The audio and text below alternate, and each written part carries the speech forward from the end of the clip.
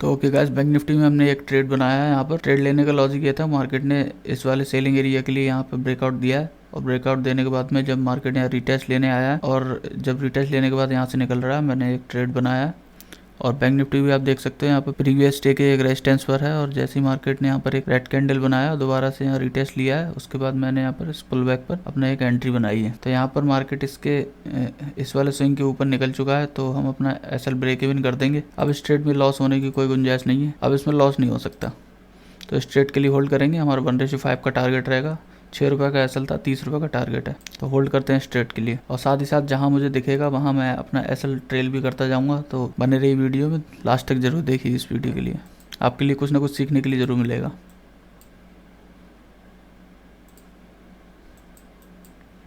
और इस वीडियो से अगर कुछ सीखने के लिए मिले तो वीडियो को लाइक जरूर करें और चैनल पर पहली बार आए तो प्लीज़ सब्सक्राइब माई चैनल। आपके लिए इस चैनल पर नया नया कुछ कंटेंट आपके लिए मिलता रहेगा। ऑप्शन बाइंग में आपके लिए बहुत ही क्विक रहना पड़ता है, आपके लिए मार्केट पे नज़र रखनी पड़ती है।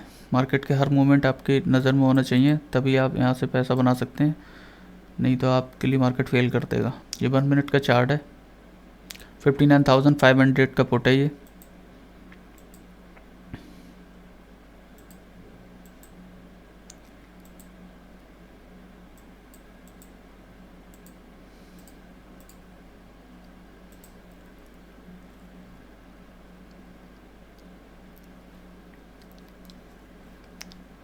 हालांकि मार्केट में अप ट्रेंड चल रहा है, लेकिन मैंने यहाँ पर डाउन साइड में ट्रेंड के रिवर्सल में ट्रेड बनाई है,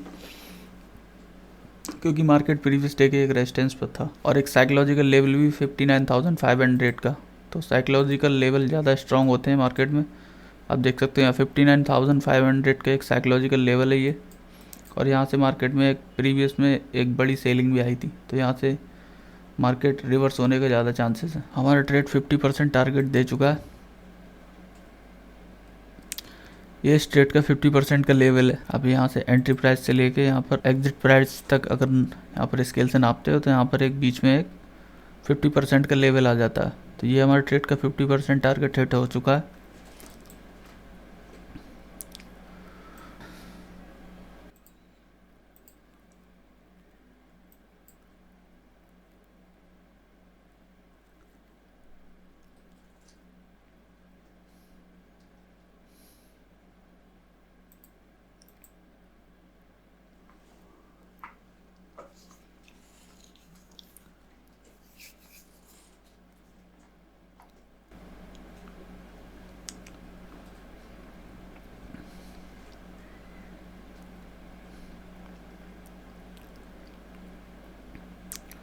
ऑप्शन बाइंग में सबसे मेन चीज़ होती है रिस्क टू रिवॉर्ड रेशियो।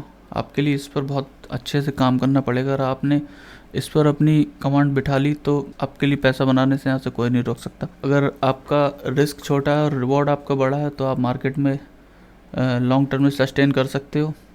और अगर आपका रिस्क बड़ा है और प्रॉफिट छोटा है, अगर आप बड़े रिस्क लेते हो और छोटा प्रॉफिट में निकल जाते हो तो आप यहाँ पर ज़्यादा टाइम तक टिक नहीं पाओगे, मार्केट आपके लिए आउट कर देगा। तो यहाँ पर आप देख सकते हो मेरा रिस्क यहाँ पर 6 रुपये का है और मेरा रिवॉर्ड 30 रुपये का है, यानी कि 1:5। अगर यहाँ पर मेरा एक टारगेट हिट होता है तो ऐसे समझ लीजिए आप मेरे पास 6 ट्रेड का पैसा आ जाएगा।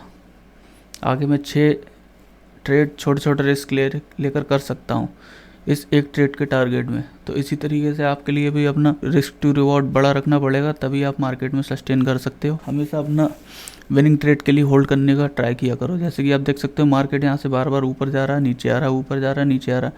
तो इसी चीज़ के लिए आपके लिए होल्ड करना सीखना पड़ेगा मार्केट में। अगर आपकी पोजीशन प्रॉफिट में चल रही है तो इसका मतलब आप उस डायरेक्शन में ठीक हो, आपने उस डायरेक्शन में ट्रेड ठीक ली है। तो आपके लिए अपनी प्रॉफिट वाली ट्रेड के लिए ज़्यादा होल्ड करना है, ना कि आपकी लूजिंग ट्रेड के लिए। अगर आपका ऐसा लेट हो रहा है तो आपके लिए वहाँ पर एवरेज करने की ज़रूरत नहीं है कि वहाँ से एसएल थोड़ा और बड़ा कर देता हूँ, मार्केट यहाँ से वापस चला जाएगा, मार्केट और थोड़ा बड़ा कर देता हूँ, मार्केट यहाँ भी आ गया और आपने यहाँ से भी एसएल और बड़ा कर दिया। तो वो गलत चीज़ है। अगर आपका एसएल हिट तो तुरंत बाहर लिख लो वहाँ से। लूजिंग ट्रेड के लिए बिल्कुल ही होल्ड नहीं करना है। दोबारा से एंट्री मिले दोबारा से एंट्री ले लो, लेकिन लूजिंग ट्रेड को होल्ड नहीं करना है बिल्कुल ही।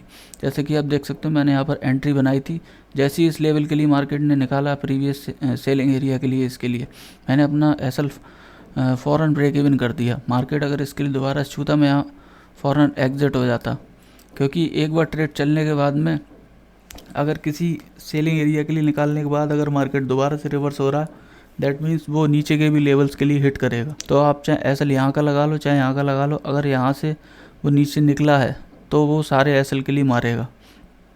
तो बेहतर यही है कि जैसे ही आपकी ट्रेड किसी सेलिंग एरिया के लिए निकाले, उसके बाद में आप अपना एसएल ब्रेक इवन कर दो,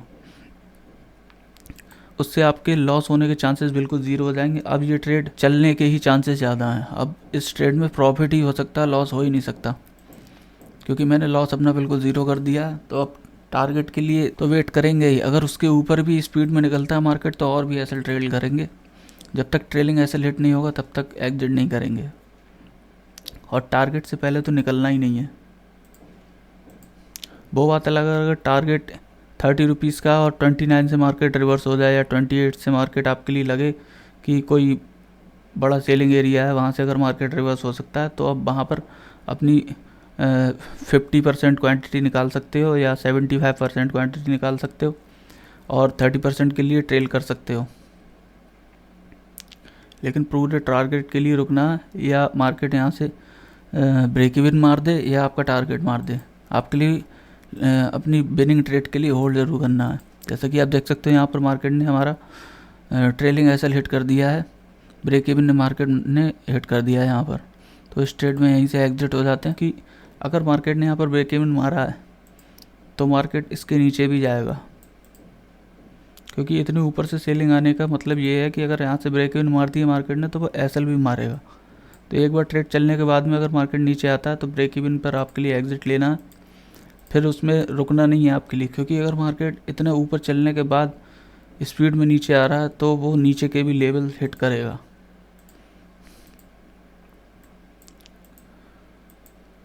मार्केट पूरे दिन चलता है, आप एक बार अगर आपका ट्रेड गलत हो जाता है तो दूसरी बार ट्रेड कर सकते हो। मार्केट पूरा दिन चलता है, मार्केट जब तक आप हैं तब तक मार्केट है, मार्केट कहीं नहीं जाने वाला है। आपके लिए बस ये देखना है कि आप अपना लॉस कैसे छोटा रख सकते हो। रिवॉर्ड बड़ा रखना चाहिए, लॉस हमेशा छोटा। छोटे छोटे रिस्क लेकर आप ज़्यादा दिन तक ट्रेड कर सकते हो, और मार्केट में एक्सपीरियंस से ही पैसा बनता है। जितना आपका एक्सपीरियंस बढ़ेगा, जितने ज़्यादा आप ट्रेड करोगे, जितना आप सीखोगे, उतना आपका प्रॉफिट होने के चांसेस ज़्यादा हैं।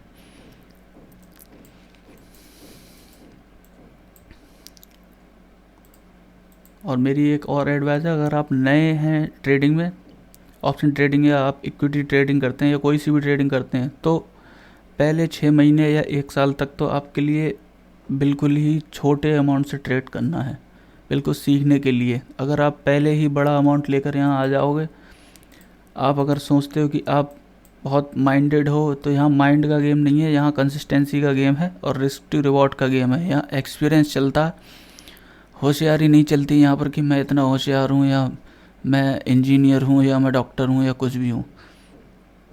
बुरा मानने वाली बात नहीं है, लेकिन अगर आप ये समझते हो कि मैं ये हूँ, मैं वो हूँ, मैं पैसे बना सकता हूँ यहाँ से, तो मार्केट आपके लिए आउट कर देगा। स्टार्टिंग में यहाँ पर सीखने के लिए आप छोटे ही अमाउंट से आओगे तो आपके लिए ज़्यादा बेहतर रहेगा।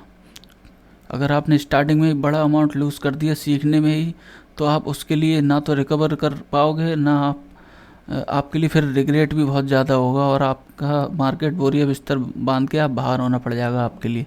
जैसा कि मैं कह रहा था, इसने ब्रेक इवन छुआ है, तो यहाँ पर एग्जिट लेने का मतलब मेरा यही था। अगर मार्केट यहाँ से इतने ऊपर से दोबारा से रिवर्स हो रहा है, तो अगर वो ब्रेक इवन छू रहा है तो वहाँ पर एग्जिट करना चाहिए, क्योंकि अगर ब्रेक इवन पर भी मैं एग्जिट नहीं मारता तो आप देख सकते हैं यहाँ से उसने एसएल भी हिट कर दिया और ये एसएल के नीचे भी जाएगा। तो बस कहने का मतलब यही है कि आपके लिए बस अपनी लूजिंग ट्रेड के लिए बहुत जल्दी आपके लिए बाहर निकलना है लूजिंग ट्रेड में, और अपना विनिंग ट्रेड के लिए जब तक वो टारगेट हिट ना कर दे, टारगेट से पहले तो निकलना ही नहीं है। या तो टारगेट हिट कर दे स्टार्टिंग में, या तो हमने जहाँ एंट्री ली है उसके बाद मार्केट फ़ौरन ही रिवर्स हो जाए और हमारा एसएल हिट कर दे। ये हो गया रूल नंबर 1। रूल नंबर 2 हो गया, या तो टारगेट हिट कर दे। रूल नंबर 3 हो गया, या तो टारगेट से पहले रिवर्स होके ब्रेक इवन हिट कर दे, तो हमारा एग्जिट होना चाहिए। ये 3 रूल के अलावा आपका कोई रूल नहीं होना चाहिए ट्रेडिंग में, तब आप यहाँ पर सस्टेन कर सकते हैं, नहीं तो नहीं। बस एक चीज़ और याद रखनी है, छोटे लॉस लेने हैं, बड़े रिवॉर्ड लेने हैं।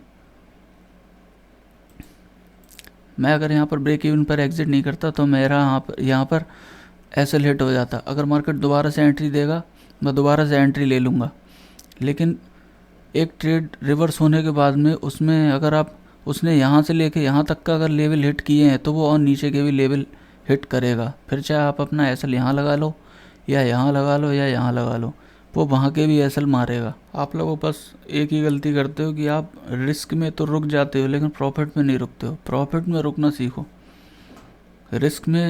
रिस्क जैसे ही आपका एसएल हिट हो, फटाक से बाहर, सोचना ही नहीं है कि एसएल और नीचे ट्रेल कर देता हूँ, मार्केट यहाँ से घूम जाएगा। मार्केट आपके लिए नहीं पता कि मार्केट कहाँ तक के लेवल हिट कर सकता है, मार्केट कहाँ तक जा सकता है। अगर आपका एसएल हिट किया है उसने, तो वो और भी नीचे तक जा सकता है, वो कहीं तक भी जा सकता है। मार्केट के लिए किसी को कोई प्रेडिक्शन नहीं होता है कि मार्केट कहाँ से घूम सकता है, कहाँ से कहाँ जा सकता है। इसलिए अगर आपका एसएल हिट हुआ है तो वहाँ पर फ़ौरन आपके लिए बाहर निकलना है। हाँ, अगर आपका टारगेट हिट हुआ है और टारगेट हिट होने के बाद भी मार्केट अगर ऊपर जा रहा है तो वहाँ पर आप ट्रेल कर सकते हो, उसके लिए उसमें होल्ड कर सकते हो, उसमें होल्ड करने में कोई प्रॉब्लम नहीं है।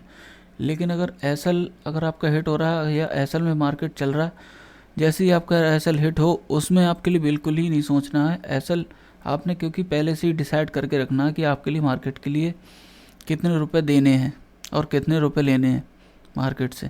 तो अगर मार्केट ले रहा है तो उसके लिए प्यार से उतने रुपए दीजिए और बाहर निकल जाइए।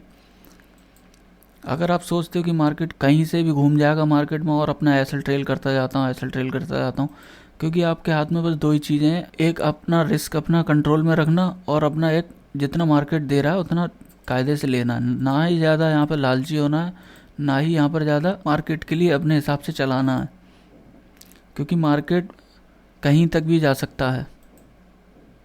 तो जैसे ही आपका एसएल हिट हो या आपका टारगेट हिट हो, आप टारगेट में तो रुक सकते हैं, आप अपने विनिंग ट्रेड में रुक सकते हैं, लेकिन एसएल अगर आपका हिट होता है तो आप वहाँ पर ना रुकें तो बहुत अच्छी बात है। अगर आप ये चीज़ सीख गए तो आप समझ लीजिए जो 50 to 60% ट्रेडर्स से तो आगे आ गए। फिर रह जाता है साइकोलॉजी वाला पार्ट कि आप सोचते क्या हो। तो यही साइकोलॉजी भी है कि आप सोचते क्या हो। अगर ये ट्रेड यहाँ से यहाँ तक आई है तो ये साइकोलॉजिकल वाला पार्ट है कि ये ट्रेड अगर यहाँ से इसने यहाँ तक के लेवल लिए हैं और इस ट्रेड का एसएल भी मारा है तो ये ट्रेड फिर तो और भी नीचे जा सकती है। तो जब तक अगर यहाँ से इसने ये लेवल मारा तो जब तक ये वाले सेलिंग एरिया के लिए ये नहीं निकालता तब तक ये ऊपर नहीं जा सकता, क्योंकि जो सेलर यहाँ बैठे हुए हैं जिन्होंने यहाँ तक के एसएल खा लिए, वो लोग यहाँ जब भी ये यहाँ आएगा वो लोग यहाँ से फिर से इसको पुश करने का ट्राई करेंगे।